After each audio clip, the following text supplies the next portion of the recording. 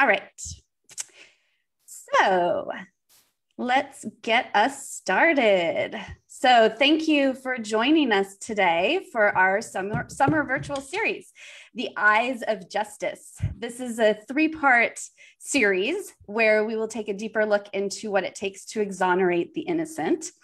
Today, we're starting at the beginning with the first I, intake. Our special guest is Aaron Aguas Rao. She's NCIP's intake attorney. Before we get started, I want to remind viewers of just a few things. NCIP is one of 68 innocence organizations around the world. We're an independent organization covering a large geographical area in California. And this year marks our 20th anniversary. We were founded in 2001 by Cookie Rodolfi and our current executive director, Linda Starr. For more information on our cases, how to volunteer, where to donate, how to donate, all of those good things, go to www.ncip.org. Throughout today's conversation, please send your comments and your questions in the chat, and we will get to as many as we can before our time ends. So let's get started. Hi, Aaron, welcome. Thanks for joining us today. By way of just an introduction, can you tell us a little bit about yourself, particularly when you started with NCIP, where you were before that, and any other jazzy tidbits you want to share? I like jazzy tidbits. So I actually started, it's kind of funny. I had NCIP was an abrupt career change for me. So I was a family law attorney actually for 16 years when I first got out of law school and started practicing. And then I was just feeling, I'd always been interested in criminal law. I'd actually gone to law school thinking I would practice criminal law, and then I got waylaid. And so I worked at a lot of family law nonprofits. I did mostly domestic violence work, working mostly with domestic violence victims and their children and families. And so I was it's hard to believe, but I started at NCIP in 2013. So I've been hanging out here, for almost 8 years, which is sort of crazy. I feel like it's gone by in a minute. And it's interesting. I just in sort of a parallel, I think I thought that NCIP would be such a different area of the law, and it legally speaking actually is. Obviously, the case law is all very different and the issues are very different. But one of the things that I've come to realize more and more over time is sort of starting in family law and then segueing into wrongful conviction and innocence work is a lot of the sort of emotion is the same. And so when I was in family law practice, you're sort of dealing with people who are in a very emotional position and realizing that their case involves not just them, but their whole family, and their whole world is impacted by that.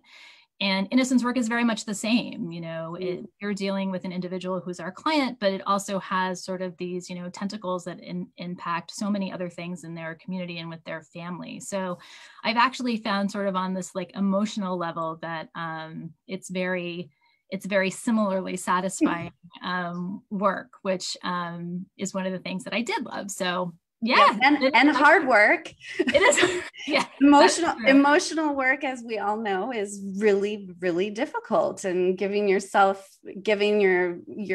headspace some space to heal and move from there. So I think those things are probably quite similar from your previous work too. Yeah, I think so. As NCIP's intake attorney. So what we're going to do in our little conversation today is kind of go through the process and just get from your perspective, because you take the first look at potential cases. And so you're reading a lot of letters, you're looking at cases right from the beginning of the information that we're getting as an organization. So what I'd like to do is just sort of go through the process of what happens first, and then we'll go from there. So can you talk about what is that? When you get that letter, what happens first? Sure. So almost every case that we pursue starts with a letter, which is, sort of this very humble beginning, right, of the incubus of all of our cases. And the letters are usually from a person who's impacted by the justice system, and often they're in custody, although they're not always. And so they're usually writing to us to kind of give us, the little snapshot of what's happened to them and what's going on. I will say it's interesting, some of the other people that we get letters from is, and we've had a couple of exonerations lately that have resulted from this kind of communication is sometimes we get really impassioned letters from counsel. So like Jesse Batista, who is actually our most recent exoneree. I remember when I was a brand new intake attorney at NCIP, one of the first cases that came across my desk was his case. And there was just a really passionate letter from his appellate counsel, of all things, who usually are not sort of that involved in pursuing claims of innocence for their client, but he just wrote this really, I should have pulled that letter. He wrote a really lovely letter just basically saying, you know what, I do a lot of these cases, but I really believe in this one and I think you should look at it. And so that's certainly telling to us because, you know, this is someone who has a relationship with the client and so already. And so if they feel strongly, then that's, you know, a message to us. Also, Ellen Eggers, who's a private counsel attorney, has sent us several cases at this point. Frankie Carrillo, Arturo Jimenez, who's one of our recent cases, where she's actually done a lot of the groundwork. And so she's really making a pitch to us. So we sort of get our first look at a case in a variety of ways. Most of the time it is a letter from the person themselves. And sometimes it's from counsel or sometimes their family members write to us, although we often in those cases ask them to please have the person themselves write to us because we really want to start that line of communication with them. Right. And build that trust, I assume, is having that communication. So about how many letters a year do you look at? And I want to make a point that you look at every single one of them. Yes, we do. So it's actually interesting and people are sometimes surprised by that, but we do read every piece of mail that we get, every email and every piece of snail mail that we get.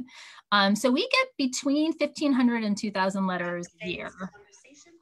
So it's a pretty high volume. And some of those are, I will say some of those are repeaters because sometimes people write to us over time. There's a variety of reasons for that. But yeah, at its lowest, I would say it's 1,500 letters a year. And I'm wondering, I think you might be prepared. Do you have a letter that you could read an excerpt from? Because I think it's really interesting. We do a lot of public speaking and presenting to groups on specific cases. We talk about the details of cases, and we actually have clients that come in and present on their stories themselves too. But all the time, we always get this interest and questions about you know, how does this start? What is the intake process? How do you find these cases? All of that. And so I think this is a really interesting topic for listeners because it provides that sort of human context right from day one, right? Right. And I'm gonna cheat. I'm sorry, Lori. I'm gonna cheat a little in our outline only because the letter that I really wanted to read actually kind of leads into our next topic. So I'm just gonna say one little quick thing, and then I will go into the other letter. I think it'll make sense. But oftentimes people do ask us sort of what are we looking for in this initial letter. And so oftentimes what we're looking for, and it's not that we're really looking for anything in specific. I think the biggest thing we're actually looking for is, are there things that would rule this case out? And so sometimes people do write to us and there are red flags, like people will write to us and say, you know, I was convicted of, they had 3 charges. I did the robbery, but I didn't do the shooting, or vice versa. And so that's going to be a problematic case for us, obviously, because we're sort of looking for these factually innocent cases, which they are not involved in the crime that was involved in the case. Sometimes they flat out admit guilt and say, but I think my sentence is too long. And I don't think I should have received this sentence. So those are obviously huge red flags of cases that, you know, we have so many clients who are presenting claims of actual innocence that we really want to focus on those cases. So it's a much narrower band. Quick question, when there's a red flag, so somebody maybe they are guilty and they're looking for resentencing, what happens then? Is there referrals out to other agencies? What's our process? Yeah, so we do have some referrals. I will start by saying there are never enough referrals and agencies that do this kind of work. So we do have referrals. There are resentencing projects that will often help people on that front. Sometimes they're looking for assistance. It's not innocence assistance. So they are talking about their conditions in a prison or incarceration. And so the prison law office is a resource that we use often if they are sort of systemic problems with the prison that they're housed in. So we refer to them a lot. Sometimes also when they're not claims of innocence, and we've just started to have actually a better relationship, Uncommon Law, which is housed in Oakland, which does a lot of parole work for people involved in the justice system and trying to help them present their case in front of the parole board. we can help refer them to them, because even though they are not presenting an innocence claim, they may well have done lots of things during their time in incarceration, lots of programming or studying or rehabilitation. If I don't love that word, but they've done a lot of work on themselves. And so they're a very different person than possibly the person that was convicted. And so they have a legitimate claim of why they should be released. So we do try to connect them to the resources that we have if it's something that we are not really focused on. Okay, thank you. Yeah. So then I'll kind of back to the letter. Sorry. So one of our clients, Bob Fennenbach. So Bob's was just to give you a thumbnail sketch, Bob's was a very, very involved case that involved a murder in a campground. And there were many players involved. There were 8 defendants. He had nothing to do with any of it. But I'm going to just read you parts of, this was one of the first letters that Bob sent us. So it was just to whom it may concern, because we were sort of just a faceless person to him at that point. And he said, I'm writing you in hopes that you can and will help me regain my freedom after 23 years in a cell for a murder I did not commit. The actual killer took the stand at his own trial, which was held after mine, and admitted killing the victim while he was in a fugue mental state. I am innocent and I wasn't even present during the killing, but I desperately need your help to prove it and gain my release. And then he kind of goes on for quite a while talking about, like I said, it was a very involved case, and it was actually a case that involved the manipulation of a 9-year-old witness, who, I say that in the loosest term because really actually the 9-year-old hadn't witnessed anything, but had really been coached by police and a therapist to sort of give this story that implicated Bob. And so sort of at the end, what he tells us, he's like, I'm now 62 years old. I may run out of time while still living in a cell. My incarceration has already led in part to the death of my mother and my father, and to my 2 youngest children being raised in foster care. I've maintained my sanity by not dwelling on the negative, but it is harder and harder every day. I thank you in advance for your consideration.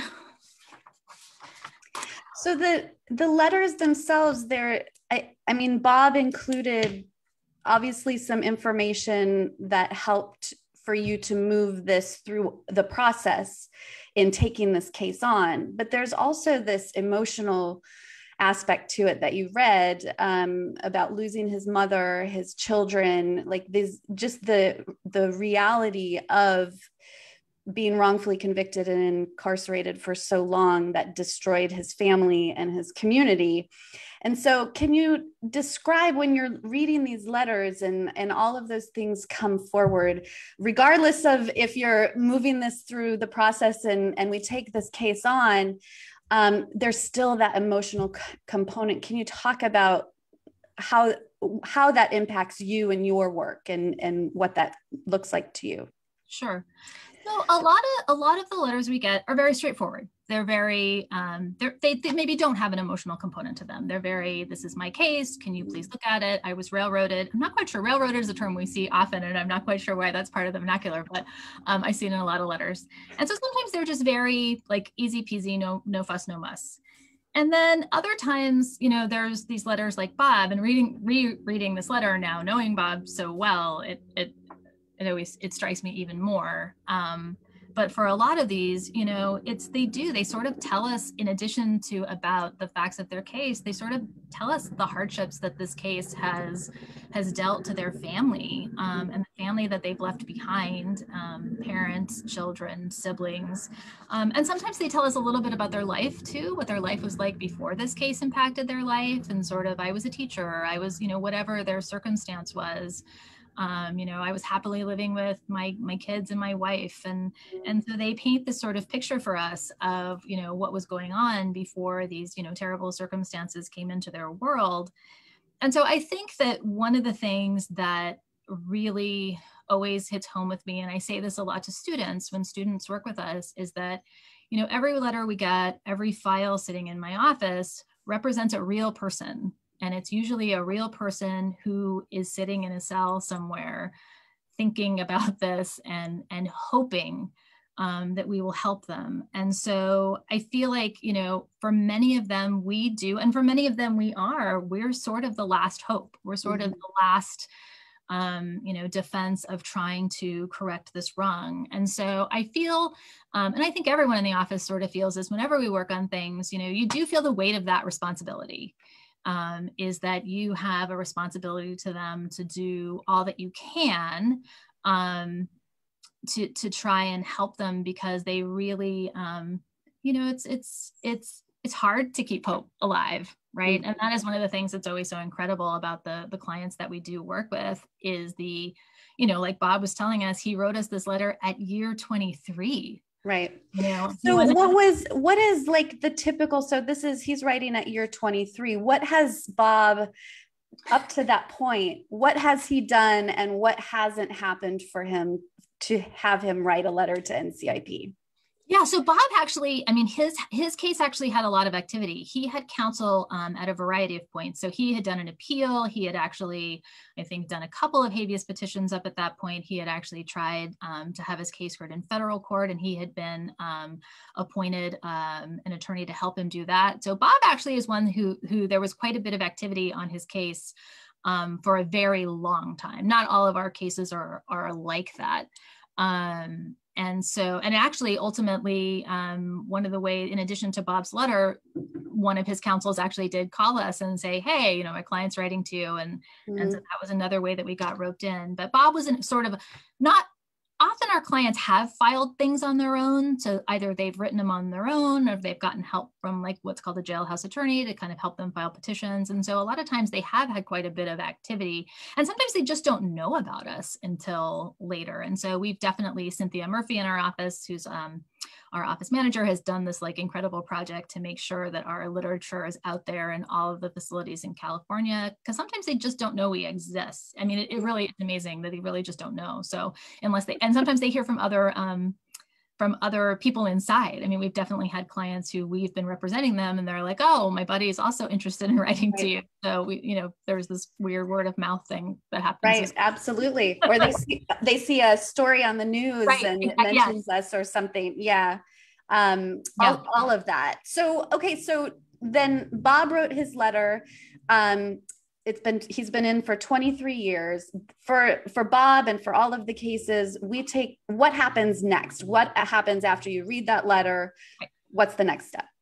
So the next step, and this is pretty universal for most innocence, and I will say this process, we talk with other agencies across the United States and the world. The intake process is fairly similar no matter where you're situated. So the next step in the process is we send them what's called a questionnaire. And the questionnaire is exactly what it sounds like. And it has a lot of questions about sort of what's happened in their case, what were the charges, what happened at their trial. One of the questions actually is, was there a trial? Because sometimes the cases went to trial, sometimes our client took a plea. And a question I get a lot is, if a client pled, would you still take their case? And absolutely. We totally understand that there are a million reasons why a client could feel pressured into taking a plea for a much shorter sentence than facing, life. So there are a variety of things, how their counsel pitched it to them, if they were pressured. So we definitely don't knock a case out just because it didn't go to trial. And so they sort of give us their initial information. And then we kind of do stuff, and I do some just digging on my own.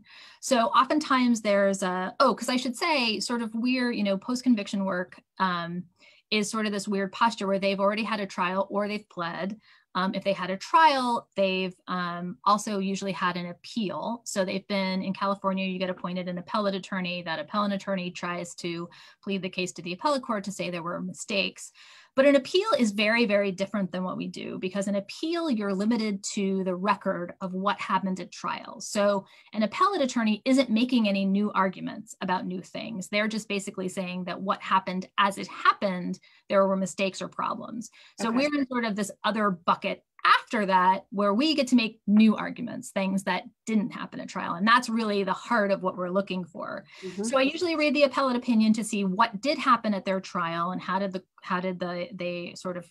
this conviction happen, and what were the potential mistakes and how did the appellate court interpret them. Or if they took a plea, there's often a thing called a probation report. So it kind of gives you the facts of the case, because that's another thing, is there's usually a big summary of the facts in the appellate opinion or the probation report. So it kind of gives you the lay of the land in terms of what kinds of evidence was presented. So who were the witnesses? What kind of evidence was presented? What are we looking at here? Because every case is kind of like a puzzle that you're trying to put together and see where all the pieces fit.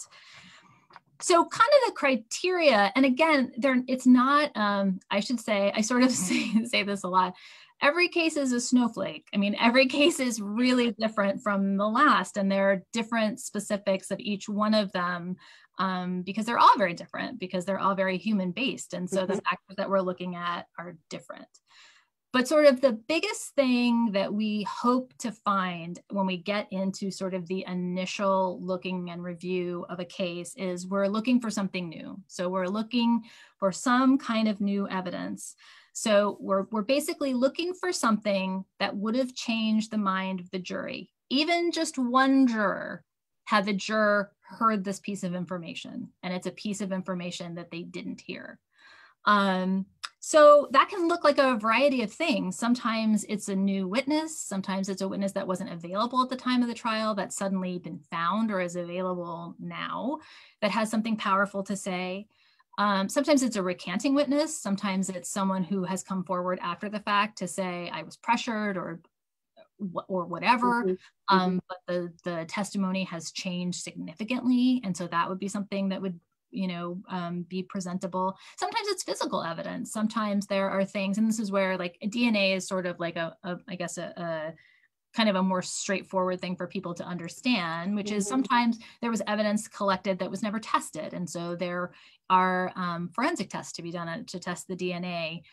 Or sometimes it's an older DNA case that the DNA testing at the time that it was done was not nearly as sophisticated as it would be today. And so we want to retest whether or not that physical evidence is available. Sometimes it's also just things has shifted, and we'll talk about these cases later, but sometimes just the science has shifted. Like, we did a whole project on hair microscopy because hair comparisons were found to be not scientifically valid. And so we had to go back and, look at those things. Or in medical cases, medical science changes over the years. And so maybe there wasn't a study that backed up sort of our theory of events in the beginning, but now there is. So we really this new evidence, is it something that comes out in this questionnaire? Is it specifically asked in the questionnaire for them to identify anything? So if they know of anything that might be new in their case. Yes. So that is one of the questions. And again, they won't always, they don't know like sort of the legal standard, although sometimes they do actually. Sometimes our clients are incredibly sophisticated. So I don't want to undersell them, but we do ask them, what do you think is the new evidence in your case that would have made a difference, and is it available? And those are, I would say 9 times out of 10, like those are the cases that are really the hard ones to close, is the hard ones. And I say this because a lot of times they do tell us, no, there's nothing new that they can think of. Now that doesn't mean just because they write that on their questionnaire that's the end. We're still going to look at the totality of it to see if there anything is. But sometimes it's just really hard. Sometimes there isn't anything new. So sometimes it is that they present it. The heartbreaking cases are the ones where you sort of read it and you think, wow, this case was incredibly weak. Like what they had was very, very little. In terms of evidence. Gang cases are often like this. A lot of the gang cases that we read are often like this. The evidence was very weak, but the person writing to us did actually present a pretty fleshed out alibi or defense. And the problem is if they presented everything that there really was to present and the jury just wasn't compelled by it and convicted anyway, those are the cases where we're really kind of left without a road forward for us. And so that's really hard because, again, it's not a commentary. When we close a case, it's not always a commentary that we think this person that isn't innocent. It is only a commentary on what we think we can prove. Yes. And we'll talk about a few of those cases later on, because you do have to go back and review cases when things change. And we'll get into that a little bit. So that is it. So it's hard. So we're looking for new stuff.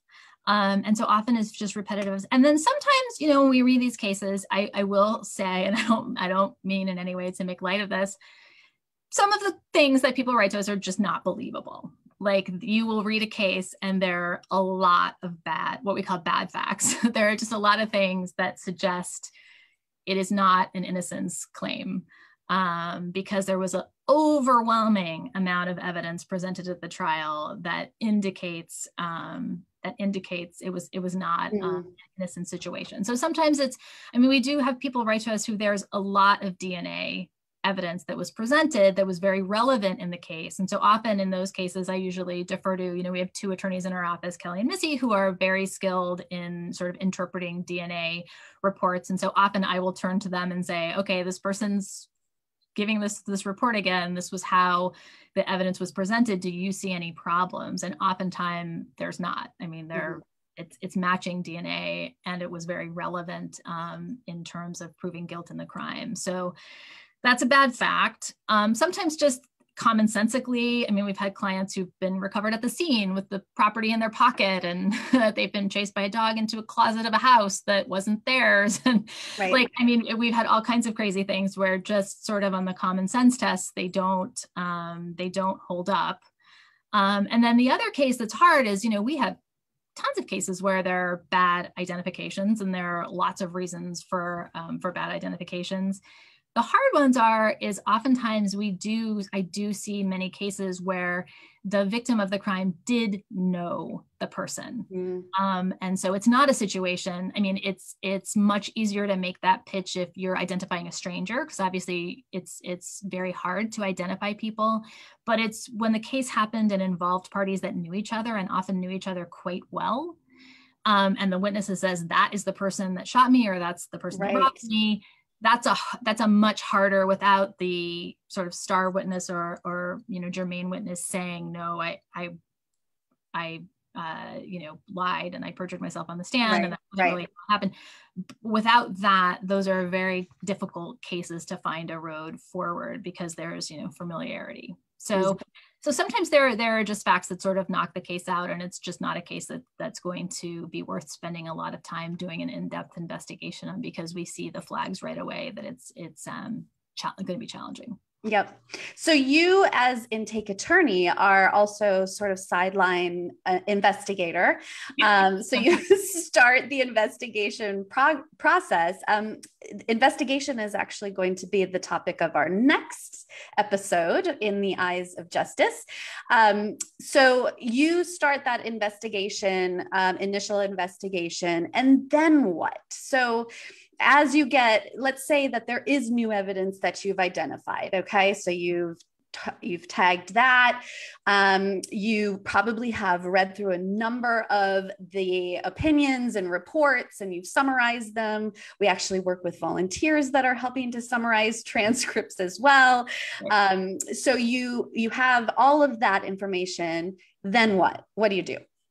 Yeah, so some of it depends on our current caseload. So I do often work with investigators. Sometimes cases, the investigation plan is very straightforward, and maybe there's only one or two things we have to do. Sometimes I will actually go out and visit clients while they're still in custody to get more information from them. If there are gaps that I think we can fill in, or we'll hire, and I know the next session we'll talk a lot about the investigation. Sometimes there's we'll read a case and we realize there's one witness we need to find, and if we like that will be the linchpin one way or another. And so sometimes I do a little bit of that piece of it if it's that straightforward. But then we kind of have what we affectionately call our queue. And so if it's a case that we think, I should say, actually, sometimes we do this, and this has been a really helpful tool. We've actually, knock on wood, haven't needed it as much as we used to when our backlog, because we don't really have that much of a backlog right now. A small one, but you're always going to have a small one. Is we used to do these things called case screening meetings, which were actually really useful. So sometimes when I would have a case that I wasn't sure, should we go forward? Should we not go forward? How should we proceed? We would kind of invite the whole staff, because we're a small staff. So we, to participate, and I would kind of almost pitch the case and say hey, these are the facts that we have. What do you guys think? Like, do you think this is a case we should move forward? Or do you think this is a case we should close? What do you think the next step should be? And so sometimes those sessions were actually really, really useful to get fresh eyes. And just say I was super excited. One of those cases that I pitched at a case screening meeting that I wasn't sure what she should do was Clifton Jones, who's actually one of our most recent releases. So it was really personally fun for me to see Clifton get released. And so the perfect example was that was actually a really cool thing that when you have a small office kind of happens. It's amazing how all the staff remembers the facts of all these cases. Right. You remember a lot more than you would think you ever would. But Clifton's case, I think we talked about his case 3 or 4 years ago. And we really didn't have a way forward at the time. And then we can talk about this a little later, but something changed. And so one of our amazing attorneys, Paige, was like, wait, I remember we had a case like this. We should go back to it. Mm-hmm. And which is what we did. And so it was, it was great. So they sometimes have different approaches, but a lot of times it's really just, we sort of keep this very, sort of small list of cases that we really think are sort of, kind of up next. And as we have ability, the attorneys take them on and really dive in and sort of shepherd the investigation through the next process. So, and as we all know, these cases take a really long time. Some of them shorter than others, but some of them take many, many years. And so now that you've been at NCIP for almost 8 years, that's, you're seeing like, hey, I saw that first letter, I did this little case presentation, and now I see the release. It's like the timeline can be incredibly long and daunting. But I think speaking to the team, which you've brought up a number of times, that just the persistence, and this is kind of getting into now the next topic of reviewing cases because of things that happen. There is in the office and with all innocence organizations, a persistence to, you don't give up, just because you had to close a case, as you said, doesn't mean that you think the person is guilty or don't think the person is innocent. There's other things involved. And so let's get into that topic a little bit, and what you've had to do as intake attorney, and how the team sort of leans on you and relies on you also to remember all of these things and to have this list of cases potentially. So let's talk about new laws and what that means to reviewing cases that have been closed. And let's give some examples also of Sure. that. Yeah, no, these cases sort of, as you say, like they really are labors of love.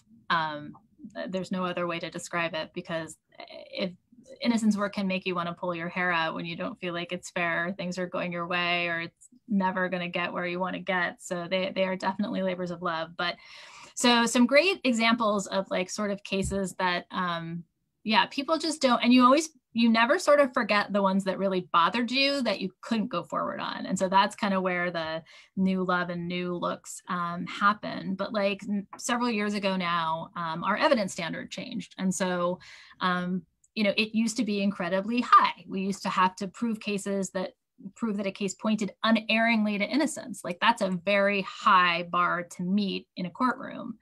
And so now that our innocence standard is more reasonable, in that you would have to show that, it would reasonably have mattered to one juror.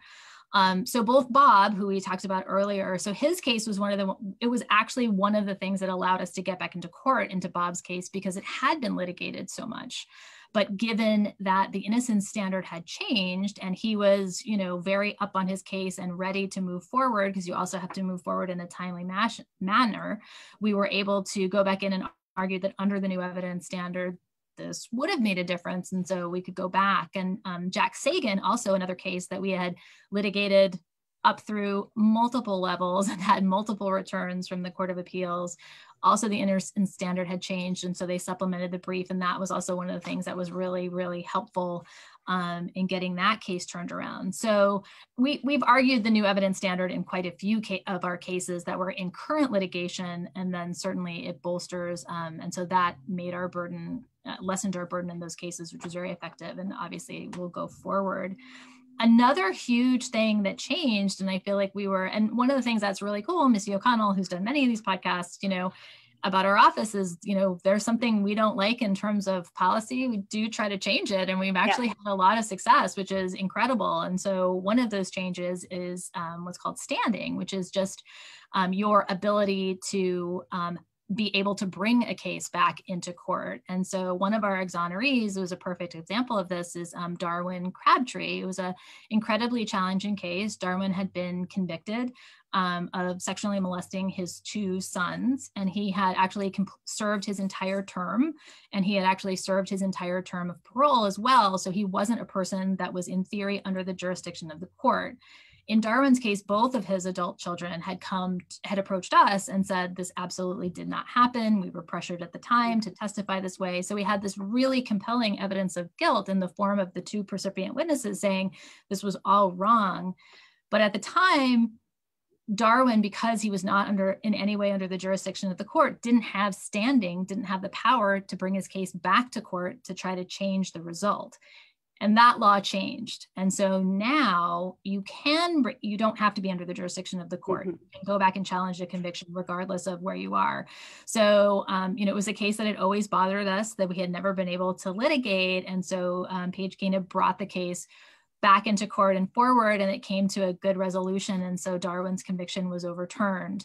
And so it's changed. That's also changed. I have to say that's also changed intake, because we used to, when we would get letters from people who were already out, we used to just automatically close them because we didn't have the power to go back and litigate those cases.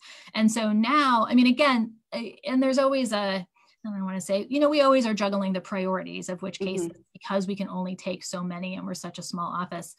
And so obviously sometimes, we might prioritize people that are still in custody because we do want to get them out, but we certainly still equally review and look at cases of people who have already been released if we think there's compelling evidence. So that's a definite shift that's happened in my time at NCIP. And then also with re-looking or re-reviewing cases that we've closed, or applying a new evidence standard to cases that we're currently working up. You also have been involved in a big research project, and I want to get that in because it's a huge project, and it's identifying a particular area for us that it could be huge.